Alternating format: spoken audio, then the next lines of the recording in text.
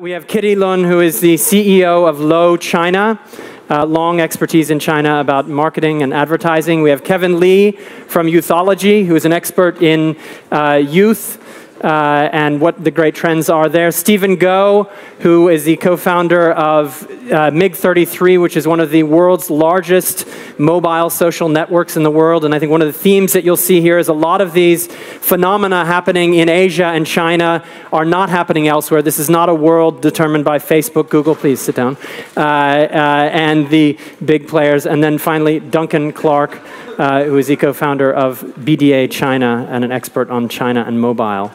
So first of all, just to sort of emphasize the difference that we have in Asia versus the rest of the world, I'd like each of our panelists to talk a little bit about what they think. Name what your favorite sort of new social platform is right now and what's unique or special about it. Start at the far end with Duncan. Good morning. Yes, I would say WeChat, which is increasingly spreading around the world, which is from Tencent, which is the biggest Chinese internet company that many people haven't heard of. The market cap of the company is about $60 billion, but it's a very much domestic-focused business. But now WeChat is like a WhatsApp on steroids. It's appearing around the world. And if you want to find out where good Chinese restaurants are around the world, you can get it in sort of location-based look for Chinese near you, and you'll find it. And one of the interesting functionalities of WeChat is you shake your phone. You can shake your phone, and if everybody else shakes their phone nearby, you will meet them and get together and have food, hopefully. But Stephen. I think it's NHN's Line. Sorry, say again? NHN's Line, L-I-N-E. I think it took 5 years for Facebook to get larger than Mixi in Japan. And under 12 months, Line is bigger than both of them put together. And if you speak to any application developer in Japan, they're not thinking of Mixi over Facebook anymore. It's the big three is Gree, Dina, and Line. So Gree, Dina, and Line. Very exciting. Okay, even though there's no Chinese firewall, there's no government blocking Facebook, nonetheless, it's not the #1 player right now in Absolutely. Japan. I think Japan is one of the most interesting places for social media on the planet right now. Kevin. Yeah, I'd say in the last year, probably a super niche one that WeChat has taken some functions from is called Momo. And Momo is a super focused just on location-based finding of people around you. But really what it's infamous for is really just hooking up with other people randomly. And so if you want dating online while you're in China, Kevin can hook you up with Momo. A lot of like pimps and people like that are on that quite often. A little mini industry starting there. Okay, Kitty, Kevin, what is the social media platform you find most interesting right now in Asia? Kevin and I are fighting to name this one. It's called PakPak. PakPak, yeah. It's the latest one. It's like Sina Weibo is passé. Sina Weibo at this point is the establishment. Sina Weibo, which is sort of Twitter on steroids, started as a copycat. Maybe we can talk about how much China is a copycat nation or Asia is. Yeah, and then WeChat and WhatsApp are okay. But the new flavor of the day is PakPak because PakPak just like, taking pictures. So you can actually share photos, videos, voice, sound, music, and your message. So it's an all-in-one. It's up and coming. It's the next one. Great. Okay, now we'd like to take a look at some of the big ways in which social media and the internet are changing lives in Asia. And I've asked each of our panelists to choose a segment that they're going to look at to talk about. And one of the things that is very surprising in Asia is, you talk about, if I'm going to talk at a university, talk to students, I say, China is the place where there's more interest in social media than anywhere else in the world. And the students will all say, oh, no, it's not true. Then I'll ask the room, okay, how many of you in the last 7 days have watched CCTV, the national broadcaster, any channel of CCTV? And one or two people in the back of the room will raise their hand, everybody will laugh at them. And then ask in the last 24 hours how many of the students have watched Tudo or Youku, one of the video platforms. And in the last 24 hours, basically everybody in the room had watched it. So it's really changing the way that people are socializing, communicating, interacting in a very fundamental way. And Kitty has chosen an interesting topic, which is the way it's changing commerce. And we have a video, actually, before she talks about it that we'd like to show. If we could roll the video, please.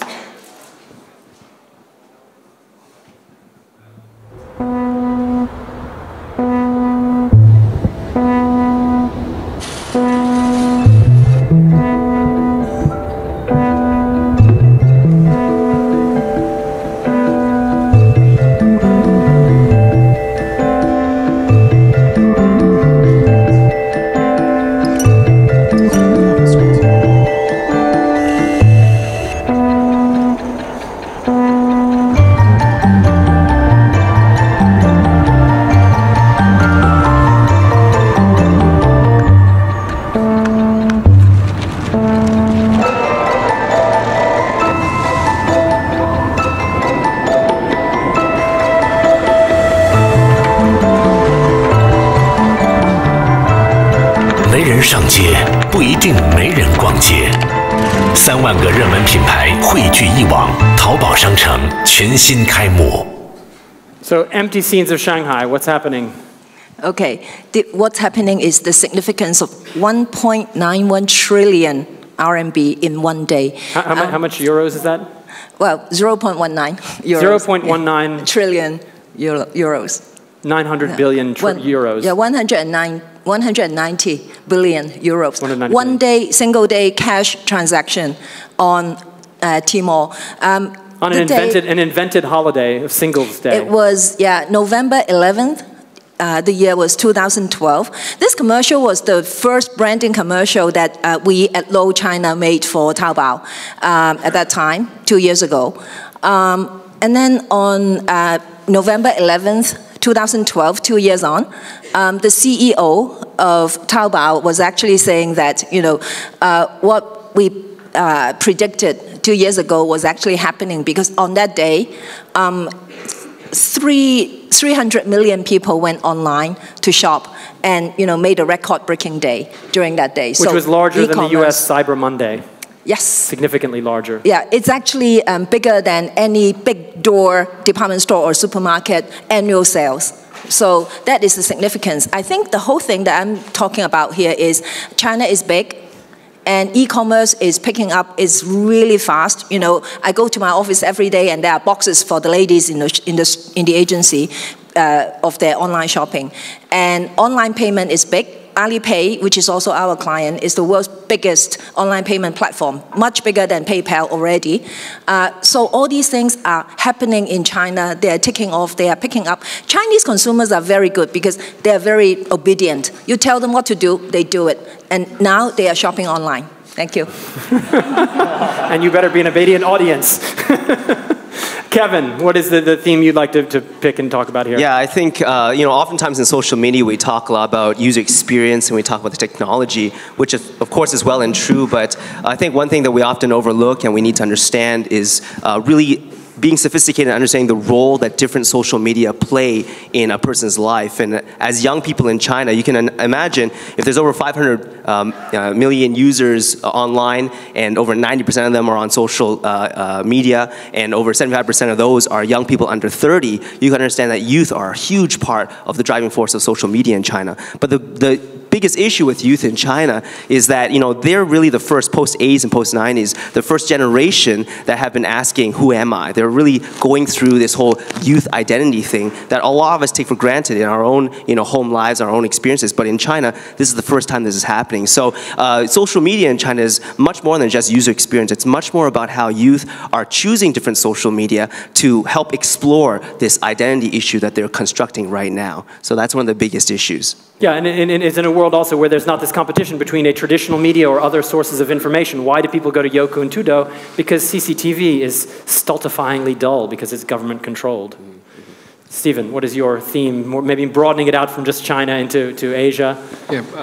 By the way, I'm from Australia. I think when you look at East Asia, there's about 1.5 billion people there, and when you swing through South and Southeast Asia, there's about 3.5 billion people. So that's half the people on this planet. When you look at the growth of social media, at Facebook or Twitter or rising mini-blog platforms like Pinterest or Tumblr, there's a whole range of assumptions as to why those products work. And then what's happening when you swing through Greater Asia, if you look at this new internet, which is mobile-led, a lot of that leadership is shifting towards East Asia. So there's a lot of evidence in South and Southeast Asia that Facebook is being displaced by things like WeChat, Line, KakaoTalk, and other products. And that other things like on the browser, in the West we think of Chrome. The battle in most of these countries is Opera Mini and its UC browser, which is a Chinese browser. So there's a fundamental shift that's going on at the moment when it comes to leadership on the internet, and it's happening in a way that you're not seeing on the Western blogs or in the Western statistics. Talk a little bit about mobile in Indonesia and Southeast Asia. What is the scale of it? So to give you an idea, in Indonesia, there's 240 million people. I think it's the top 3 country by Facebook and by Twitter. There's about 60 to 70 million people. They're all online. There's virtually no broadband usage in the country at all. And it's largely driven by Chinese handsets, $40 Chinese handsets. So if you actually swing through Southeast Asia, if you swing through South Asia and India, in India for 10 years the internet has been stagnant. In fact, in some years it's been declining by numbers. And in the last 24 months it's been growing, and it's all led by Chinese handsets. And what is the functionality that these handsets do? So they're not feature phones, but they're not smartphones either. Sort of a hybrid. They're low functionality, smart enough phones.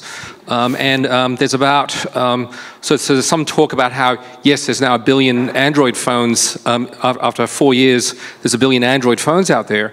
Well, there's about 1 billion of these smartish phones coming out of South Asia sold each year. So it's stunning to see what's coming out. And they're not in ITU statistics. Duncan, your theme. Yes, I'm based mostly in Beijing, but for my lungs and health, I am quite often now in Silicon Valley at Stanford, where we have very fast internet, and I don't need to open VPNs, and I don't need to put a mask on my face. So, but putting a mask on your face in Beijing means you feel very different, and opening a VPN, which is the way to get around the censors, is very interesting. You realize you're in a parallel universe in China. Particularly in Silicon Valley, there's a risk of valley vision. You know, a valley is a valley, and you can't often see over the horizon. And that's been changing. There's been a lot more international involvement of Silicon Valley and new ventures and stuff. But if you look at some of the companies upstairs talking, you know, PayPal or eBay, Google, Facebook, why have they not really penetrated China? Yes, some of it is due to censorship, clearly, but some not. I mean, for example, as you mentioned, Taobao and Jack Ma's Alibaba sort of empire has really been through entrepreneurial smarts. So I think first let's have a look that 3 of the top 7 internet companies in the world by market cap are Chinese, and they haven't even gone outside China. And looking almost exclusively at the China market. Yes, and just now, I mean, WeChat from Tencent is beginning now to sort of spill over its borders. 4 of the top 20 websites today in the world are in China, in Chinese. Google is 23 or something with Google Hong Kong. So if you were to say that they were there, 5 of the top 25 are Chinese, and that's just the beginning. We're only at, urbanization and penetration is increasing. So, and I'd like to pick up on what Stephen said, that I think China's emerging with Korea and Japan to a great degree as a new California.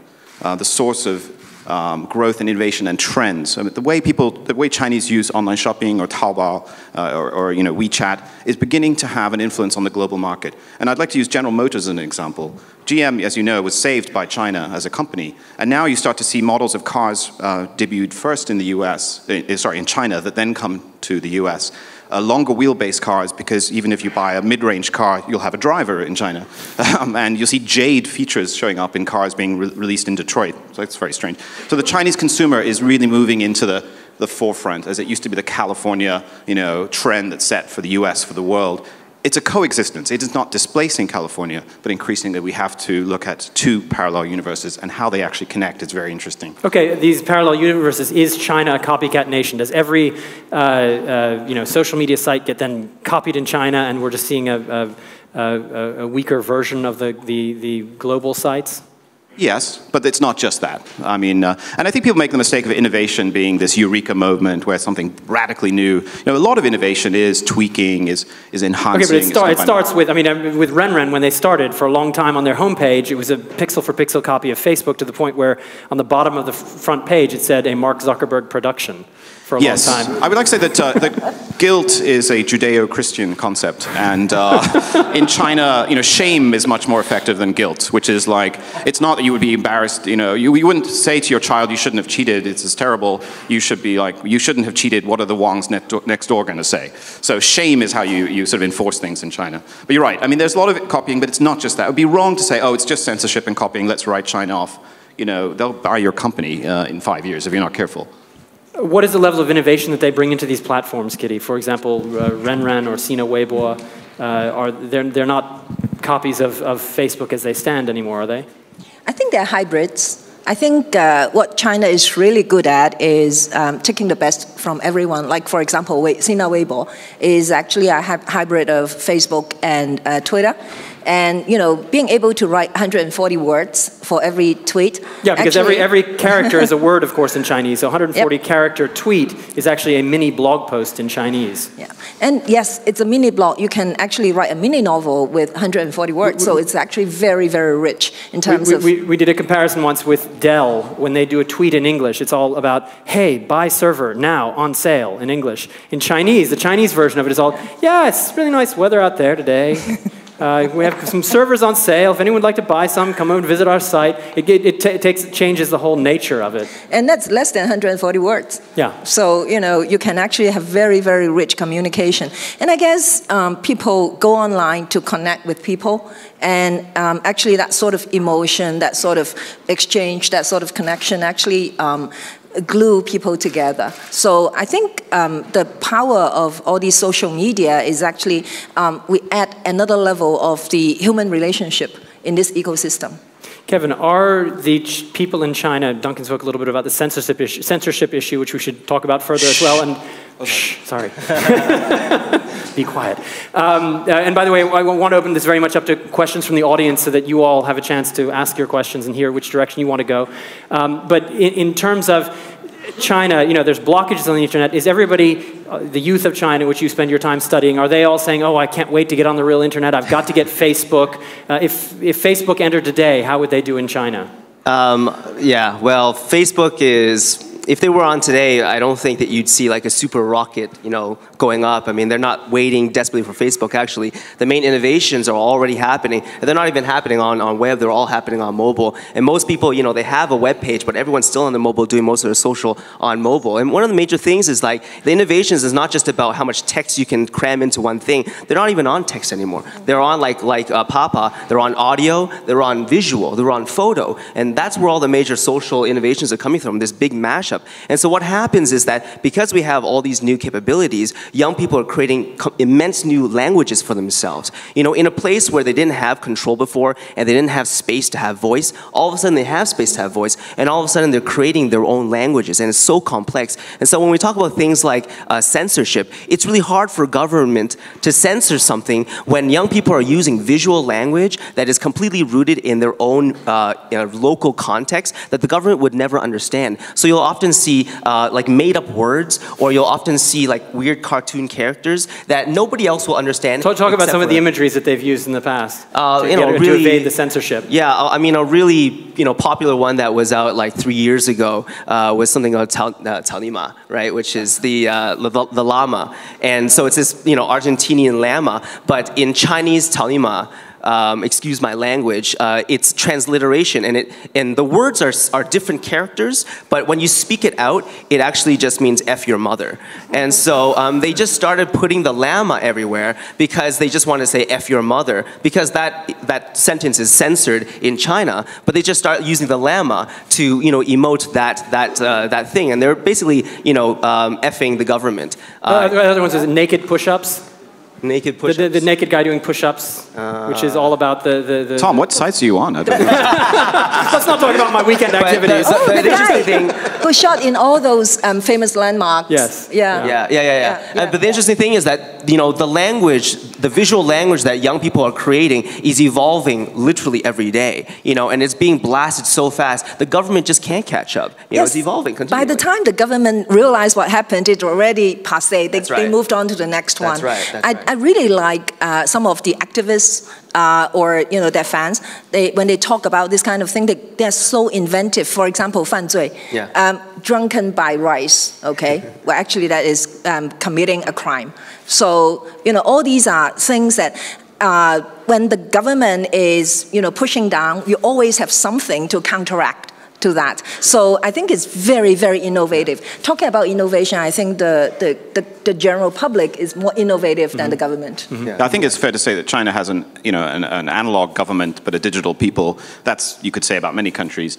But it's wrong to say that China's like Egypt. They would just want to pull the plug. If they're working with the internet to try to shape opinion. And a very interesting example is an offline example. The police in Beijing, certainly, they tell people if you're being attacked in the street, rather than crying out, help, help, cry out, "The police are beating me," and people will come to help you, which is a sign of this. Trust is such a rare commodity in China that people rally around people who are sort of seen as victims. And even the government knows how to sort of play that. And they definitely have their own people online, maybe 60,000 in Beijing, 2 million volunteers actually paid or actually volunteering to monitor tweets, pull them off.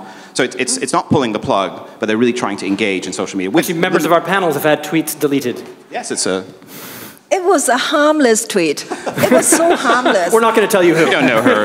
I was just talking about, the ICAC, anti-corruption body in Hong Kong, arresting, some rich corrupted tycoon from China. And then a few days later, after it has been circulated for a little while, it was deleted. And I actually got a message saying that, it is not true. It has been deleted. I want to add a little bit of a different angle into this, which is very interesting. We're talking about censorship, we're talking about visual language. And a great case that happened earlier this year was Mini Cooper, a brand. And so these brands are learning how to deal with this visual language and how to evolve. And Mini Cooper, after there was a big scandal earlier in the year with a political figure who was arrested, I won't say his name, but of course that whole story was censored for a long time. And of course young people continually, this is their reality. They know this censorship and they're still frustrated about this. And what's interesting, Mini Cooper came out with an ad where it was just, Mini Cooper's ads is just the Mini Cooper in a picture, right? And usually they have some copy on the bottom. Well, this Mini Cooper had the Mini Cooper and it had a bandage over the Mini Cooper's bumper, like, bandaging the mouth. And there was no copy on that ad. But, young people saw it and they understood exactly what Mini Cooper was trying to say, which was even Mini Cooper, is upset about the censorship. And so they're self-censoring themselves. And this type of visual language, brands are even getting involved with, because the people that are working these brands are young people, they understand it, they speak the language, and I mean, by the way, it's bought media, it's out, advertised in advertising spaces, and the government can't really do anything, they're not actually saying anything, right? But so, back to a conversation we were having earlier today, are you implying that everybody is turning into an activist, or is it a sort of a transparency push that a new generation that's using these tools is experiencing? Yeah, we have very interesting differences between the post-80s and the post-90s. Basically, those born after 1980 and those born after 1990. And these stark differences is those that are post-80s, they're very anxious about the government and they voice their criticism, but they won't actually do anything. They're actually still quite scared about the government. The post-90s are so different because they really are the generation that grew up in the social media age, and they start to realize the norms of social media, that everybody has a voice, everyone has action. Post-90s are much more, not naive, but they're much more open in terms of how they approach the government. And so, for example, we have one kid who was in university, and what he did with a bunch of his friends was he mashed up a site that was like a live infographic site, tracking visually all the different scandals happening around China. Now, a post-80s kid would never do that. I mean, they would just be afraid that the government would come in and take that person to prison. Well, eventually the government found out this site, and they actually went to the school, and the officials talked to this kid. And the kid had a conversation with a government official. The kid recorded the entire conversation and transcribed it and put it right back online. But did he consider himself an activist? No, he doesn't consider himself an activist. He feels that this is information that he cares about and his peers care about, and he feels like this is something that we can do together and share this information. He's not saying anything bad about the government. He's just letting loose information. And he says, we asked him, we're like, so aren't you afraid that the government will stop you? And he said, well, I'm going to keep on clawing forward. And if I feel a wall, I'll just switch directions and keep on going another way. I think just one quick follow-up on that is just with Heng Huang, who's one of China's leading bloggers and social media commentators. She describes that rift as like a San Andreas fault, dividing the sort of post-80s and now the post-90s. Yeah, and occasionally it rumbles and the government knows it's there, and one day it might lead to something very big. But it's certainly a very interesting phenomenon. And I think Stephen. Okay, Stephen. I was going to say that if there's one characteristic about East Asian social media, it's this choice in your identity model. If it's the slightly older generation hiding behind a virtual identity, or a newer generation which is realizing it. In Japan, and Gree, which is the number one game for Gree, is basically a dating game founded on the idea that your avatars are dating as a means of Japanese custom. But then when you look at the applicability of that pluralistic identity model as it swings down throughout the rest of Asia, you find that in other markets, if it's the moderate Islamic markets, so my company has a very large user base in Indonesia, you find that people find freedom in a virtual identity because they don't want to be mugged or whatever, for whatever their religious views might be. Or if you go to South Asia, you find that there's some terrible examples like this, that poor girl Malala who got shot in the head by the Taliban. For voicing her opinions. Virtual identity actually gives these people a freedom of choice to express themselves. And when you look at that, say, that pluralism of identity, and you look at, say, the relevance of Western social media, especially Facebook, which assumes a real-world identity model, that sort of says something about, well, what are the challenges? There's a new battleground here emerging for what are the social platforms which are going to be relevant for these markets in the future.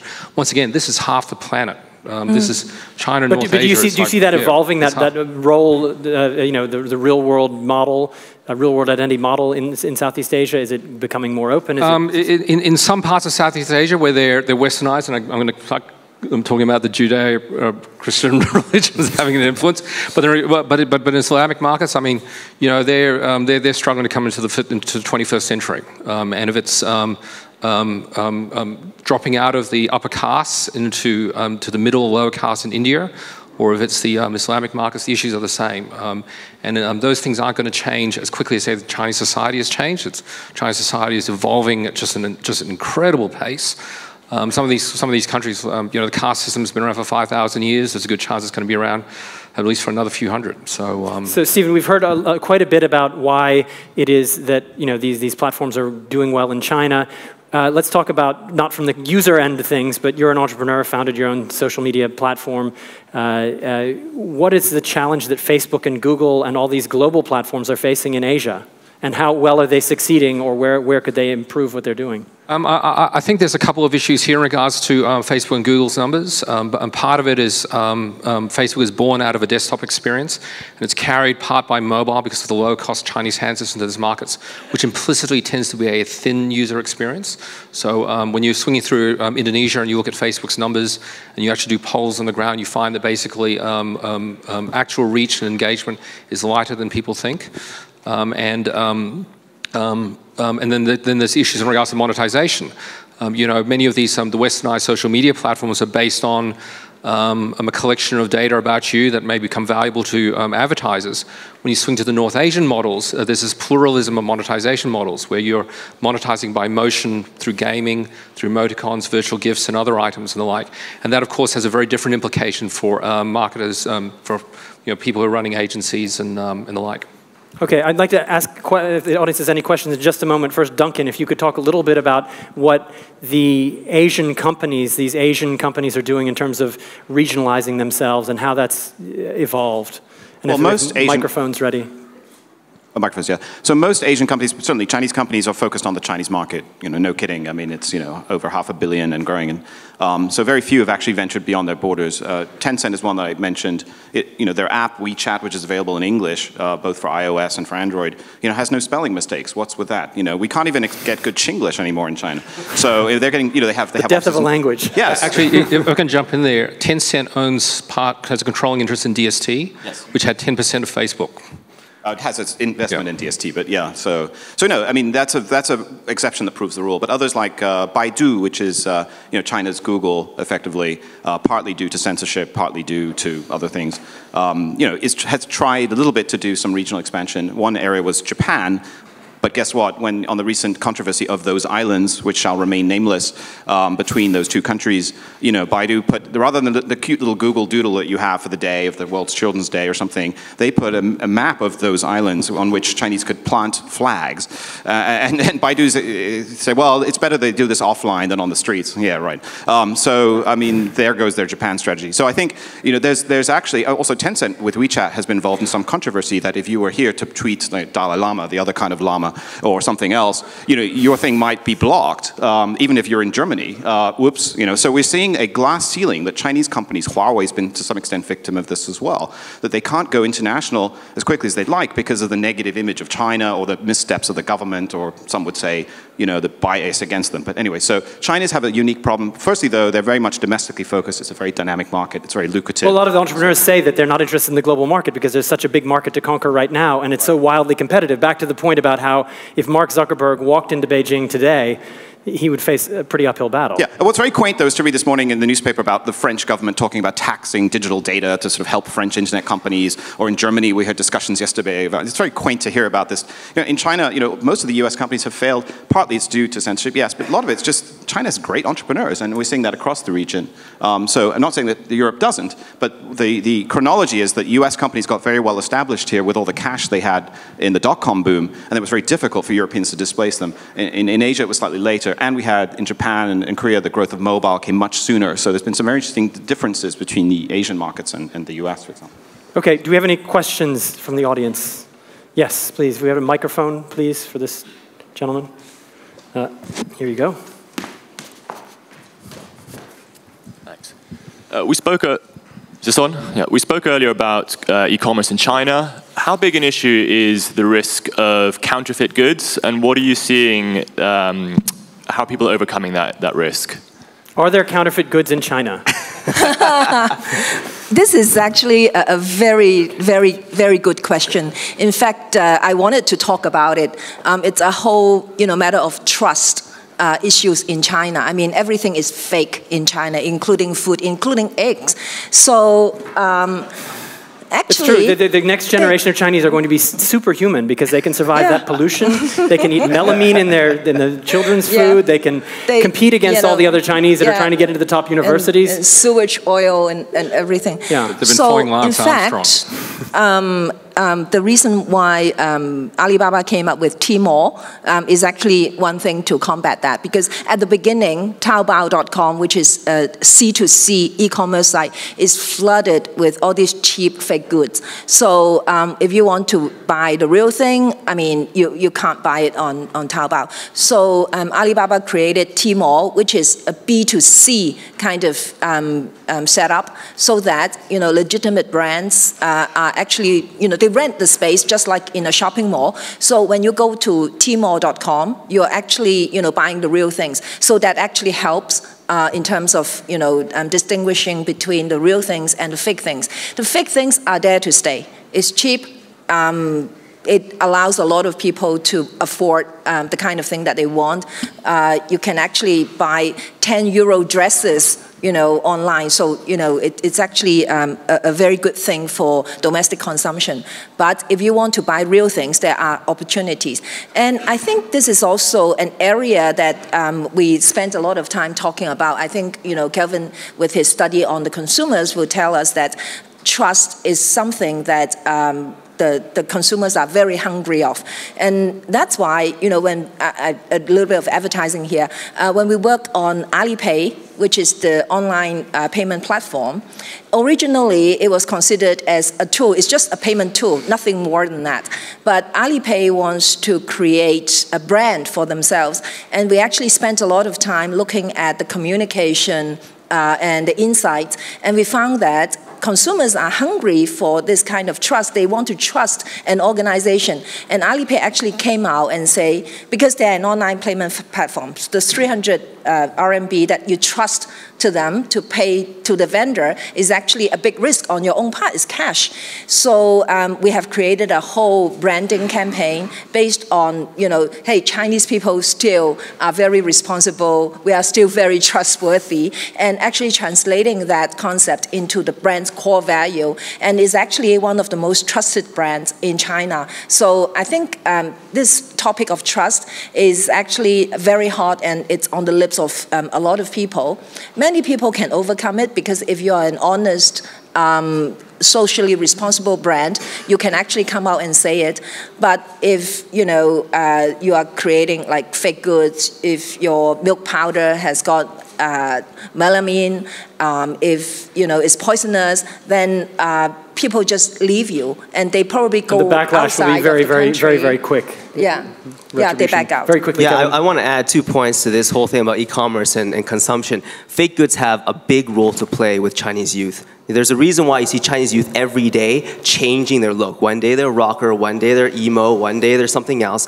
They can change all their looks every day because that changes their exploration of identity. They love to buy not 10 euro dresses, 10 RMB dresses. And they love to wear, and they might buy 5 of them, pick one, send the 4 back, because it's free shipping, and they'll wear it a few times, and then they'll switch to something else. Fake goods have a very key role to play. They will pick and choose the real goods or the branded stuff after they know exactly what that means to them and why they will use that. Now, when we go to trust is not really about the brands.